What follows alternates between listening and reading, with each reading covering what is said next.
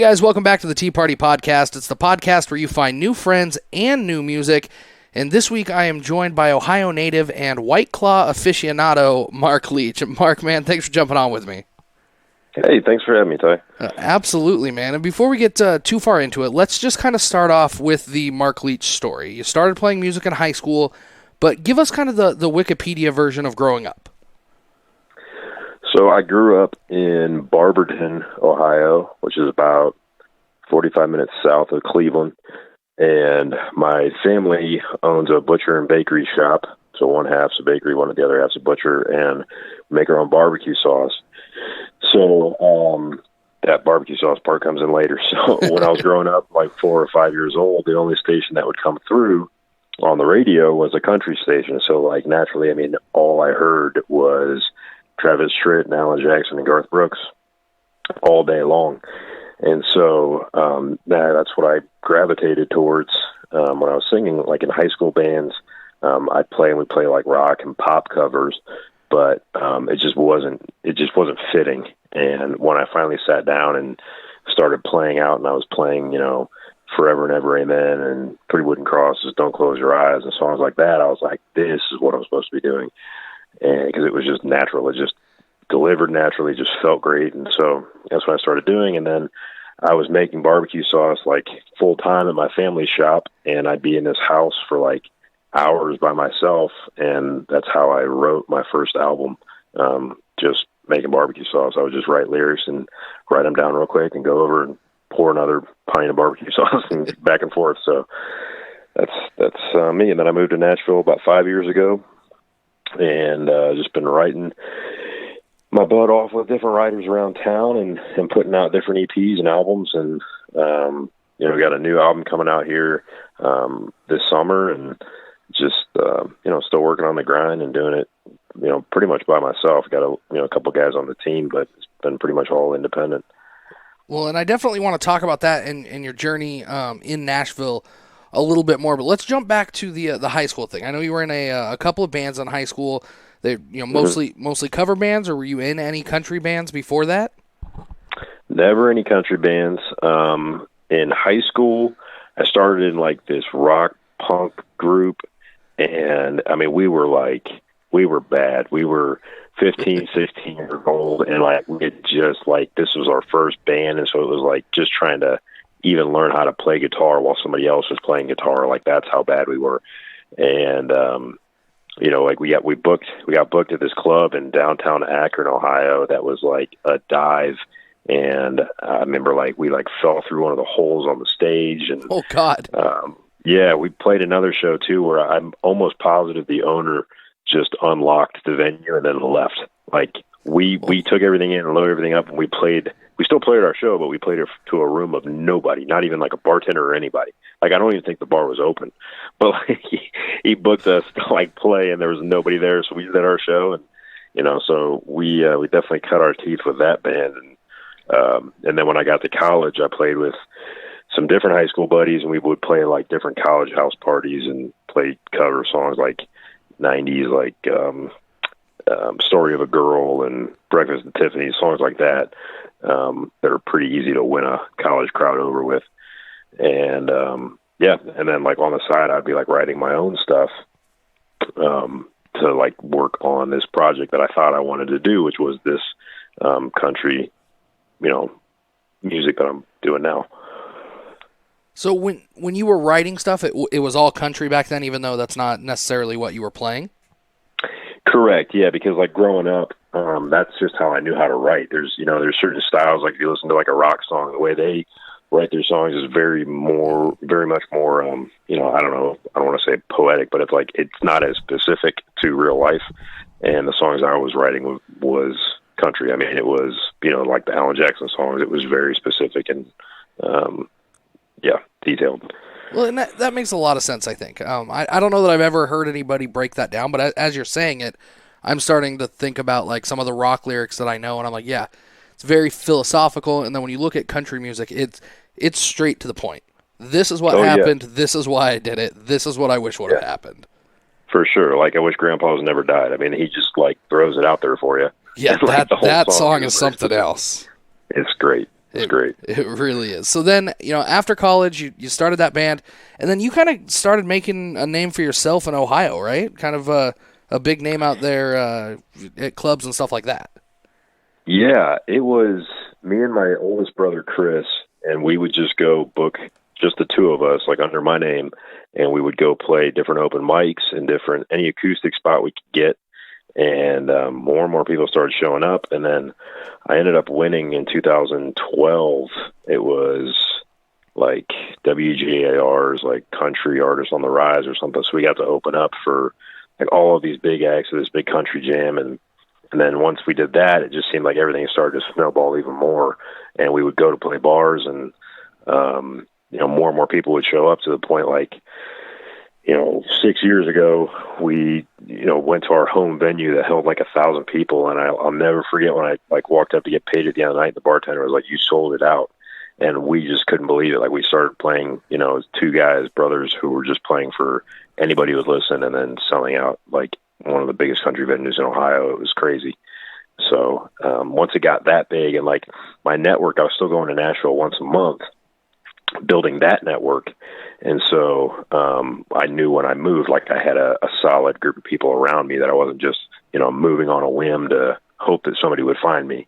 And so I was building that while still maintaining Ohio. And then once Ohio had pretty much been like, all right, cool, we got Ohio, and then it's time for me to move to Nashville. So then I can really start doing this and hopefully spread out nationally. So how far from your hometown is Nashville? 8 hours. Okay, so it's still, generally in the same, I don't want to say the same neighborhood, but, there's a little bit of a crossover in between maybe of shows that you were playing then and now based out of Nashville, kind of in that same area? Or is it more spread out than what I'm thinking?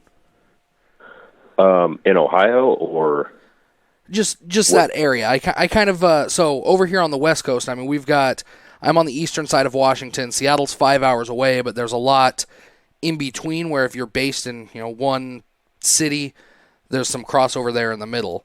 Was it something where you kind of had to rebuild a fan base when you got to Nashville, or was there not just the group of people around you, but was there people there that had heard of you before you got there? I see what you're saying. Yes. So, yeah, basically you're starting all over. As soon as you move to Nashville as an artist, you're starting all over. Like, you may be the big fish in a small pond, but as soon as you get to Nashville, it's like, who are you?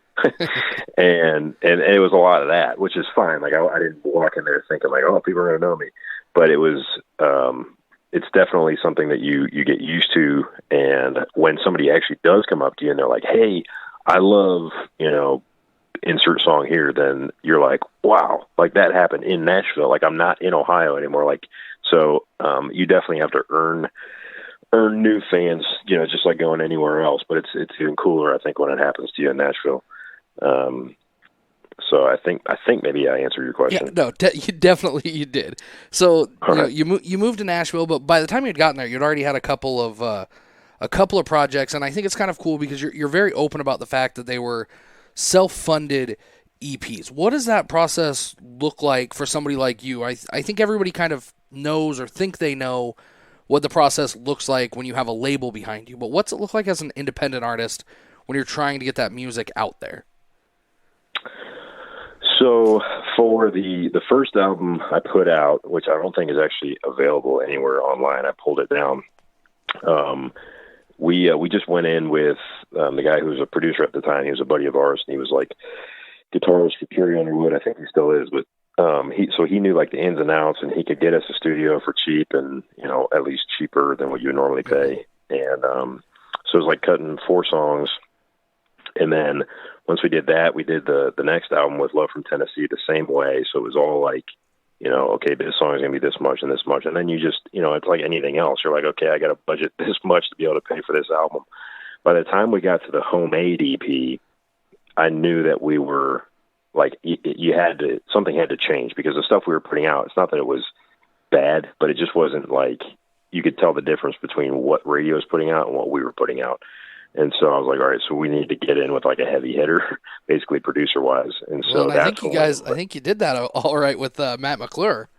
Yeah. So Matt's been great. He came out and he was like, yeah, man, I'd love to do this. He heard me play a song out live. If there was a bar up in heaven, and he was like, that's when I got the green light from him. Like, yes, I'll produce your project. And so we started working with him. But when you're working with a producer at that level, it's very costly. Yeah. And so we had to figure out how we were going to do it. We ended up doing a Kickstarter to raise the money and like offer fans different incentives. Like I actually went and I played 9 holes with somebody who donated to the EP. So like we went and played golf. Another person, I just had to call him and we had a conversation on the phone because they're like, son was a really big fan. So I called him and talked to their son and different things like that. That's how we could raise the money for that one. And then the last album I put out was a kind of a co-produce. So it was with Matt McClure and then my bass player who we found, Travis Humbert. And so he was playing bass for me, and then he was also engineering for different albums and songs that are, big in Nashville, but he was always the engineer. So I was like, wait a minute, we've already got this guy in the band. Why don't we just, utilize him in the studio as well? So once we did that cut costs down because then we only had Matt McClure for, 4 or 5 songs and then Travis Humbert for the other ones. So it's really trying to, if you can get yourself in with a crowd that is, talented in a whole bunch of different, ways, then that really helps not only with cost, but just all around, like at shows and in the studio and everything. So I've been very fortunate to have Travis be a part of everything because you go through so many players after so many years, you start to lose some bass players and drummers and hire new ones. And then you finally get your core group that sticks and they, you hope that they do. So it's been a lot of, juggling and, you save and like you do Kickstarters or whatever you have to do to make, raise the money. But if you know what the project and you know what you want it to sound like, you try not to sacrifice any of the quality just because you need to go out and, mow a lawn or something in order to cover it. Well, and that's the grind that, that artists like yourself have to go through that I think a lot of people that just listen to commercial radio kind of miss out on the hidden gems like that because it's a lot tougher to get on the radio than it is to put something out on Spotify or something like that. But I mean, with Homemade, it was fairly successful, right? It was, yeah. I can't remember where it hit on the iTunes charts. I know because like back then, everybody was watching the iTunes charts. Mm-hmm. People don't really watch them too much anymore because Spotify and Apple Music and all that stuff. But when it came out then, it did pretty well on those. We like self-funded, independent. We were blown away. But yeah, it definitely is a grind and something that I think people hopefully appreciate that like artists, like I know a bunch of guys just like me who are doing it and their songs are great and they deserve to be on the radio, but unfortunately they don't have that major label push behind them. So there's definitely something I think to be said for the grind that goes behind it. Well, and you talk about Spotify and Apple Music, and it's kind of changed the way that that artists release music now. I mean, it used to be you'd take 1 or 2 singles, send them off to the radio stations, release them however, and then come out with a full album. But now it's more individual singles being released digitally. Is that something? We'll talk about what you've got going on later or coming up this year a little bit later, but I mean, when you're sitting there in the studio or thinking about kind of what your next step is, are you thinking about that, or are you still kind of the mindset of I want to get a full album out soon? Me personally, I think I'm a little different, maybe a little old school, but like I have done that where like a Homemade, I was like, okay, this song is definitely the one we're going to push at radio. But now I am, I don't want to say wiser, but now I'm envisioning like this new album coming out. Like I know you said later, but I'll just tell you now. So it's like the way I picture it in my head is like each song is like kind of tells a story and leads into another one. And like, and I try to do that with where I want to be too, where it's everything just kind of flows. And I love albums that do that, melodically and, just like the way one song ends and then like as soon as the next one starts, it was meant to happen that way. And so I think when you put out a single followed by another single, there's nothing wrong with that. I just think that it loses. I love to pop on an album and listen to it from start to finish. And just to listen to, there's a reason they put that song as track number 4. And, it wasn't just because like, oh, we have an upbeat here. Well, let's put a ballad here. artists that actually like care to take the time to be like, no, this song makes sense here because the way this song, you know what I mean? There's just a lot that goes into it. Definitely. For me, that's personally how I enjoy listening. Well, and I think there's a lot more of that coming back around. I mean, I saw an article a while ago that last year vinyl outsold CDs for the first time in forever. And it just made me think of that, vinyl is one of those mediums that if you're going to listen to it, you're probably going to listen to the entire side. You're not going to skip around and try and find a song or just listen to the first track. And I feel like vinyl was built the same, or is built the same way that you're talking about, where it's one song that leads directly into the next one. Mm-hmm. Yeah, for sure. I mean, you have to be really, really good with a needle to try to figure out how to skip to another song. That's very true. So after Homemade, you put out one of my favorite songs by you, and partially it's because I'm a huge Eric Church fan. It's called She Don't Go to Church, and the whole song is kind of a play on words based on Eric Church song titles. How did this one come about? So this one, it's funny. I had a write at my apartment in Nashville, and my buddy Bradley Banning was flying in from Texas, just like to write for however long he was there. And he got to my apartment, and he was like, "Dude," he's like, "I met this girl at the airport, and we hit it off. Like, it was great. It was awesome." I'm like, "That's great, man. Like, so what happened? Like, did you get her number? What's going on?" He's like, "No." He's like, "We were talking, and she said she loves country music, but she hates Eric Church." And we were both, and we're both big Eric Church fans. We're like, "Wow, that's an oxymoron." And so he's like, "Yeah." He's like, "So when we sat there, and he's like, 'Yeah, and she don't go to church,' and like meaning he shouldn't go to Eric Church." And like, we're like, "Well, we're writing that." And so, we just decided, being Eric Church fans, we're like, how can we make this to where we throw in all of these church references so people get it? But, I've still had people who comment, on the song or whatever, saying like, "I don't get it. How does she not go? You won't date a girl because she doesn't go to church?" I'm like, no, not actual church. Those people are not church fans. No. And then you just kind of like let it go, and you're just like, all right, you didn't get the song. That's cool. So did it take you longer to write because you were trying to work in these song titles, or was it a little bit quicker because you kind of had an idea of what you were going to work in there? It wasn't, I wouldn't say quicker. It was, we knew which ones like would work, I think, in the song, and then some would pop up, be like, "Oh yeah, like this would be perfect there." But it was kind of hard to get them to, I guess, land the way they did in the song. I mean, "She don't know guys like me, so I can't date a girl like her." Like, that was kind of easy. But I think more of trying to think of any other references in there. The round here buzz line. Round here buzz, yeah, she keeps calling my round here buzz. I think that one was one that we had to fight for a little bit to make it work. But like the creeping reference, I really want to love her like Jesus does. All those kind of like just fell into place. So I think it was fairly easy to write, but I think just getting it to fall where you want it to was the difficult part. Well, and we've got it here for everybody to take a listen to. This one's called She Don't Go to Church by Mark Leach. Grace saying, front pew Christian, come Sunday, ain't no way in hell she's missing. She gives 10% of every dime, but there's one thing creeping in the back of my mind. She don't go to church when she drops $1 in the jukebox. Sinners like me, he's the first stop drinking my hand. A little Jack Daniels.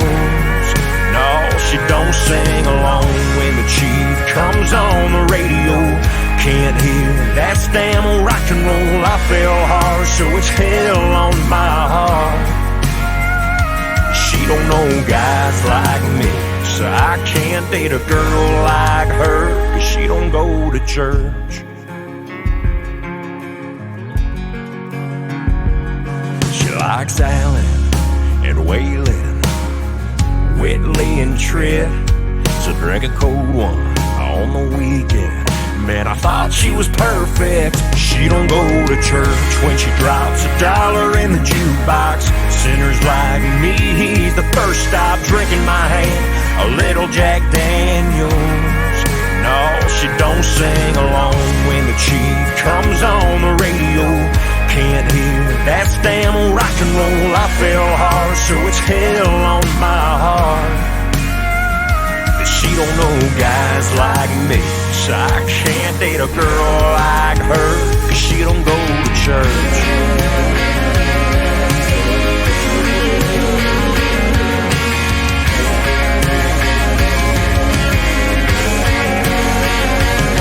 Oh, I really want to love her like Jesus does, but she keeps killing my round here buzz. 'Cause she don't go to church when she drops $1 in the jukebox. Sinners like me, he's the first stop drinking my hand, a little Jack Daniels. No, she don't sing along when the chief comes on the radio. Can't hear that damn rock and roll. I fell hard, so it's hell on my heart. She don't know guys like me, so I can't date a girl like her. She don't know guys like me, so I can't date a girl like her, 'cause she don't go to church. She don't go to church.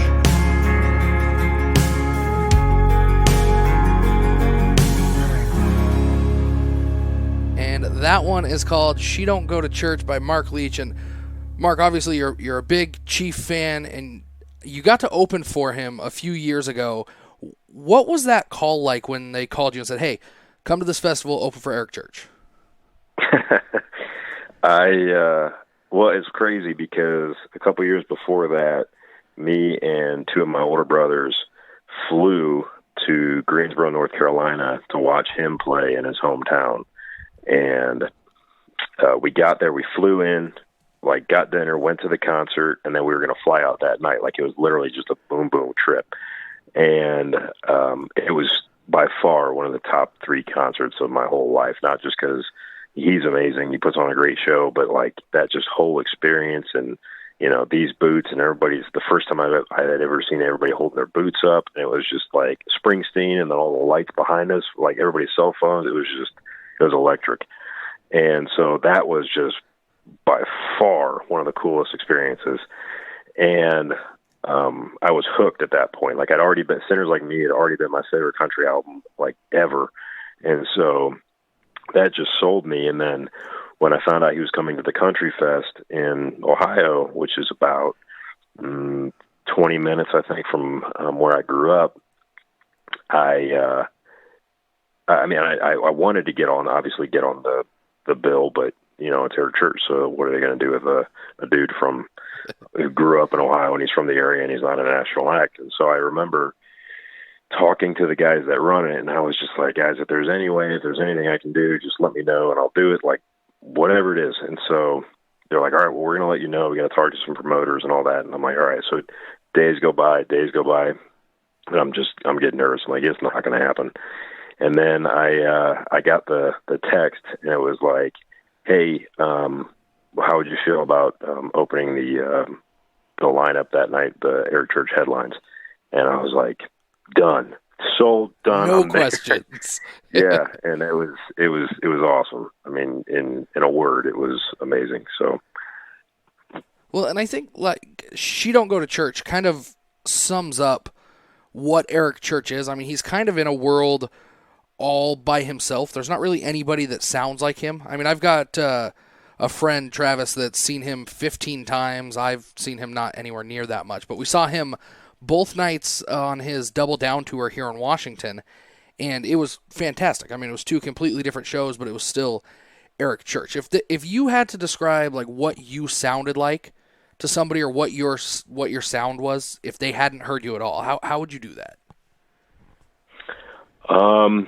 The best description I've heard of my sound came from a Whiskey Riff article, and I was like, that's pretty accurate. And it was 90s country with modern day swag.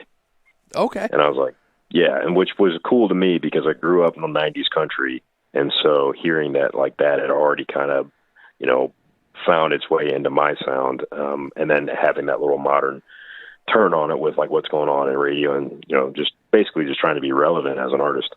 I think would be the most accurate description. I would say that is pretty spot on, and I do want to talk about your songwriting and kind of how you put together songs in a little bit. I keep saying that, in a little bit. But we've got another song here for everybody. This one is called Drinking Claws. You put it out last summer, kind of when White Claws were huge. I mean, I guess they still kind of are. I mean, it's still the go-to thing. But how did this song come about? A joke. Yeah, I probably could have guessed that. I was in the studio working on a song for this new album, and the guys I was working on it with, they have a group called Hey Monet. Very, very talented. They're a duo. They're brothers. But the one, Dan Monet, he was sitting there and he's like, man, I keep seeing this White Claw thing, and people are saying, there ain't no laws when you're drinking claws. He's like, I feel like you and I should write that. And I just laughed. I was like, yeah, man, no. And we just kind of went back to working, and we had to, I had like the day off a couple of days later, and I was back in Ohio, and my parents had just bought a boat. And so I was like, hey man, I want to go see this boat. Do you want to meet me there and we'll ride on the boat? And he's like, yeah, for sure. Well, he beat me there, because he loves to fish. And so he was fishing, and I showed up, and he's like, man, I really think we should write this Drinking Claws thing. And I was like, all right, man, let's write it. And so we wrote it in about 30 minutes. And I mean, if that. And, it just we were like, wow, this is actually, and the guy who was sitting on the boat next to us was like, is that your guys' song? And we were like, yes, sir, we just wrote it. And he's like, oh man, I really like that. We just kind of looked at each other, and we're like, well, we should probably get in the studio. So we got in the studio. So we wrote the song in 30 minutes, recorded it in 3 days, and then we put it out to what you hear now. Like, that's what everybody hears, is to the world. And it just like blew up. Like, news stations were picking it up. We couldn't believe it. We're like, this is a joke. Like, we spend weeks, months writing songs, and like we wrote this one in 30 minutes. And so we went on and did like radio interviews and all that, and it was pretty crazy. And so, and I don't know, I was doing Christmas shopping back in Ohio, and I was walking through the mall, and some guy yelled out, he's like, hey, White Claw. And I was like, oh man, I definitely don't want to be that guy. Yeah, no, that's not a moniker that I think you want to wear. Yeah, but it was just fun. It was a joke, and luckily people, it was received pretty well, so can't really complain about that. Well, yeah, here we've got that one as well. So let's let everybody take a listen to this one. It's called Drinking Claws by Mark Leach.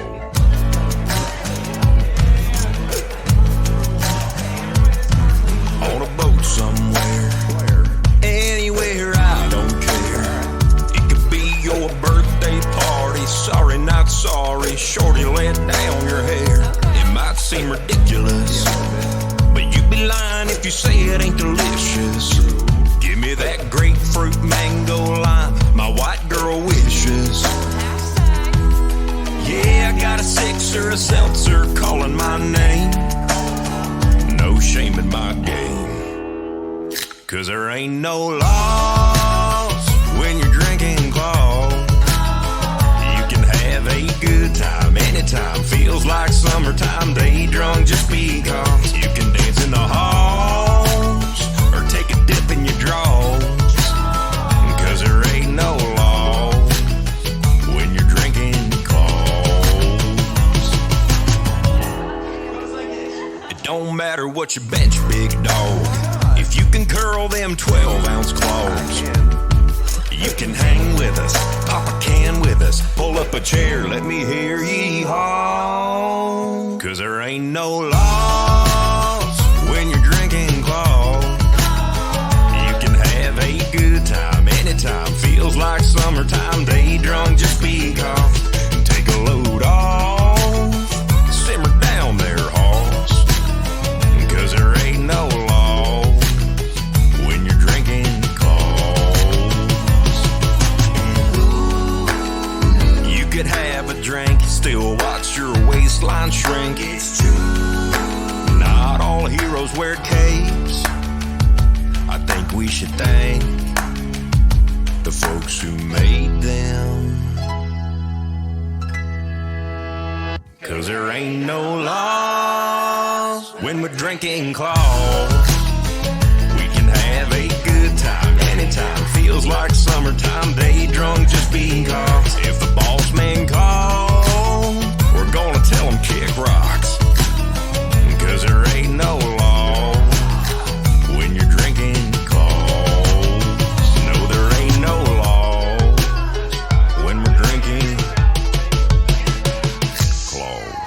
it's not super warm yet, but that one will get you hurting for the beach. It's called Drinking Claws by Mark Leach. And you talked a little bit about, how you wrote it in 30 minutes, got into the studio, and that's kind of a something that's new, I'd say probably the last 5 or 6 years even, that you can have that ability, talking about, digital releases and stuff like that for music.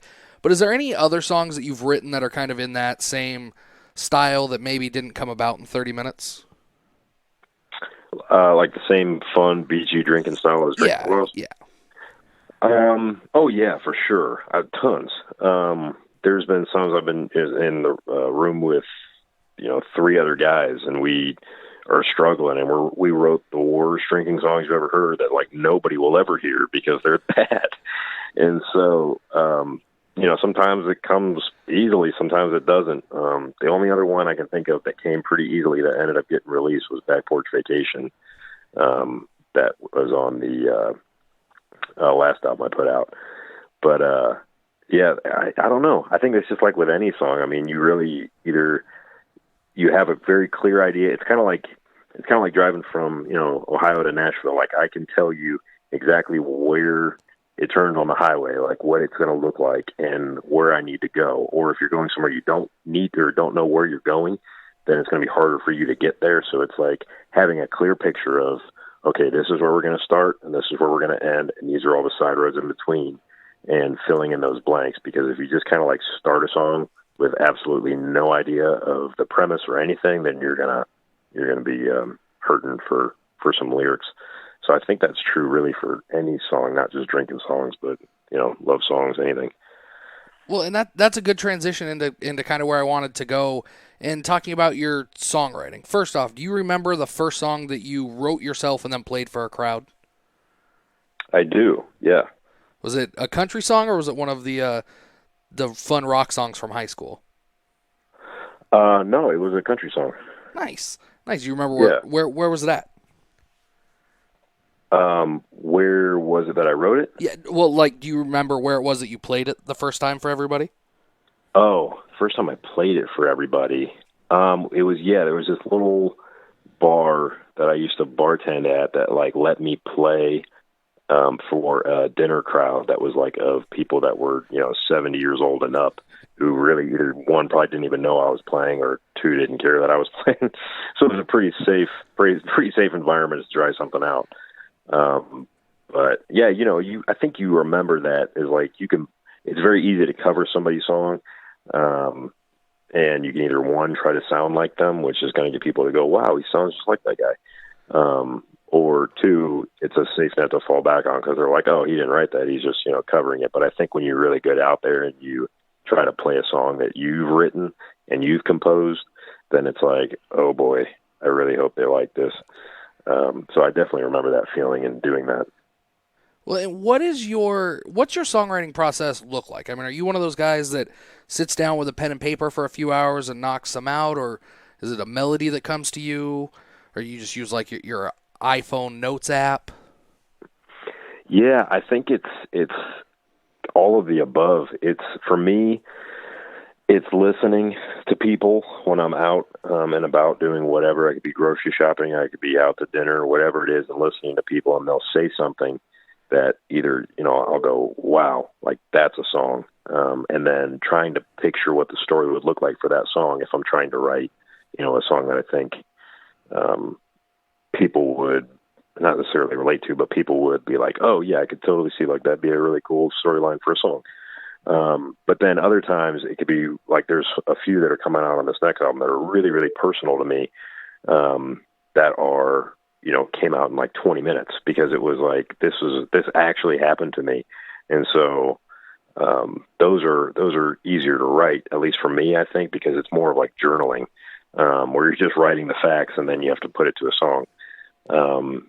But my favorite song, if we have to talk about songwriting, my favorite song I've ever written was If There's a Bar Up in Heaven.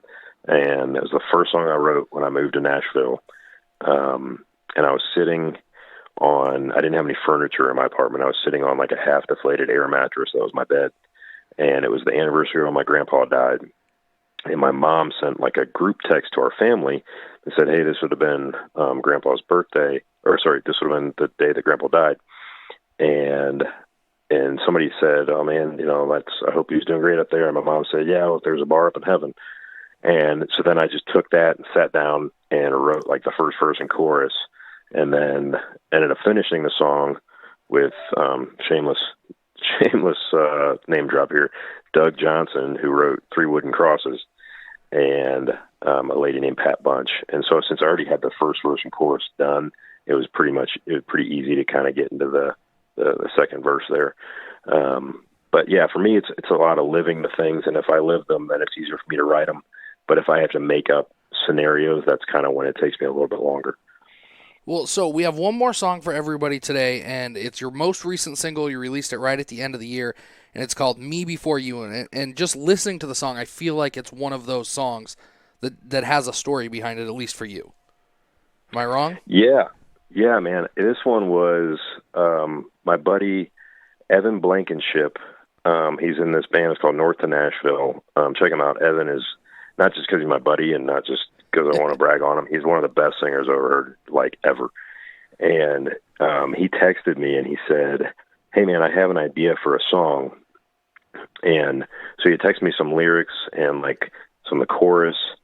And it was funny because I was in Chattanooga with my fiance and we were visiting her cousin, and I had made a joke to her cousin about the movie The Notebook. And he said, "No, I haven't seen that, but I've seen this movie called Me Before You." And I was like, "Oh, that's funny." Well, 5 minutes later, Evan texted me and said, "Hey, I have an idea for a song." Now, I'm in Chattanooga. He's in Columbus, Ohio. And he texted me, "I have an idea for a song called Me Before You." Oh, wow. And I was like, yeah. I was like, well, we're writing that right freaking now. Yeah, you have to. Yeah. So I pulled out my phone and I started sending him lyrics, and he would text me back lyrics, and I would text him lyrics. And I was writing the lyrics for my life because I knew that, like, that's how the song, not that it should go, like it should go only for my life, but I was like, if this song is going to be delivered right, it's a sweet song, that's a real song. And so, yeah, for me personally, this song was, starts off, didn't remember what a church pew felt like. Like it had been years since I had been to church. And when I started dating my now fiance, it was like, it was a big part of her life. And so it's one of those things where you go to be supportive, and then you start to realize that it's also having an impact on your life.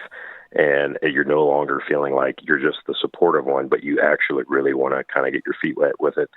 And so all the way from that to, trading in the late nights. I mean, I was like the guy in Nashville, like I'd be out, like everybody in Nashville, you'd be out until 2 a.m. and it's nothing weird. And I didn't want to do that life anymore. And so you just kind of dial it back. And so you're looking at who you were before this person came along and not just changed you like, oh, he's, changed because he's with somebody now. It's like, no, they've made you better. They made you a better version of you, like what you could be. And they do that for you. And so that's what the song is, Me Before You. It's like, this was me before you. Well, here, let's let everybody take a listen to this one. It's called Me Before You by Mark Leach. Didn't remember what a church pew felt like. Thought I was fine. Guess my heart was a little gun shy. I wasn't the type. Bring 'em home to mama. I was fine with one night stands. Didn't think I'd give forever a second chance. But that was me before you came into my life. Before you turned on my lights and gave me a chance. Before you opened that door. Before you let yourself in. I thank God that you did and made me a man. I don't know where I'd be or what I'd do if I was still me before you. Traded in them last calls in late night. Too many of them. For movies on the couch and red wine. Yeah, I love you. Everything but you left me feeling empty. When I catch a glimpse in the mirror, I don't see me before you came into my life. Before you turned on my lights and gave me a chance. Before you opened that door. Before you let yourself in. I thank God that you did and made me a man. I don't know where I'd be or what I'd do if I was still me before you.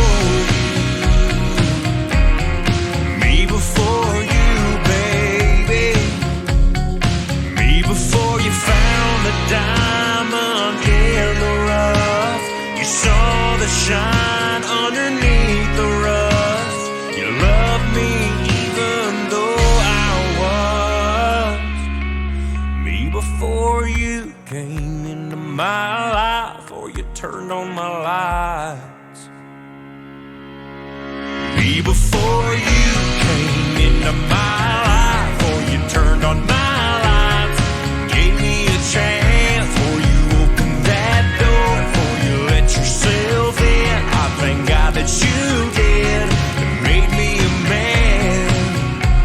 I don't know where I'd be or what I'd do if I was still me before you. Me before you, baby. Me before you. Me before you. Didn't remember what a church pew felt like before you. Again, that one was Me Before You, the latest single from Mark Leach. And Mark, you've got an album hopefully coming out this summer, right? Yes, sir. I'm excited. So where can people keep track of what you've got going on and when you're ready to release the details from that? So you can follow my Instagram, which is at Mark Leach Music, my Facebook, which is Mark Leach Music, and my Twitter's at Mark Leach Music. If anybody still uses Twitter, I don't really use it that often. I probably shouldn't have suggested that one. And I would say Instagram is probably your best bet. So at Mark Leach Music, I'm not great at it. My manager's usually on me about it, but I try to keep at least important updates on there. I think Twitter's one of those things that you forget that it even exists until somebody reminds you, and then you're like, okay, I'll use this for a day, and then forget about it. Yeah, or send you a link on Twitter, and you're like, you feel hassled because you have to click on the link. Like, it's just, yeah. I don't know why Twitter became that way, but it did. It did. Well, Mark, thank you so much for jumping on here. We end every show the same way. It's called the Final Four. They're probably the 4 toughest questions that I'm going to ask you this whole time just because they make you think a little bit. That work? Okay. Okay, so we'll jump right into it. First one here. All right. If you could go on tour with anybody, alive or dead, who would it be? Oof. Tour alive or dead, who would it be? There's so many to pick from. Right. And so I'd be on the phone forever if I could really sit down and think about it. But my ideal tour that I would love to do would be Eric Church, Kip Moore, Granger Smith, and then me. Oh man, that's a heck of a lineup. Yeah, I've thought about that one. Like, if I could go on Yeah. tour with guys right now, those would be the 3 I would pick. That is a good pick. Okay, how about this? Where were you and who were you with the first time that you heard your music being played by somebody else? On the radio, at a party, at a bar? Oh, I was setting up for a show at the Dusty Armadillo, and my song with Love from Tennessee came on, and the sound guy came over and told me, hey, your song's on the radio. So I was sitting next to my brother and got to listen to them announce my name and play my song while I was setting up for a gig. Oh, that's pretty cool. That's pretty cool. Yeah. Okay, how about this? Who is your favorite artist that you've ever opened up for? And I feel like I already know the answer to this one.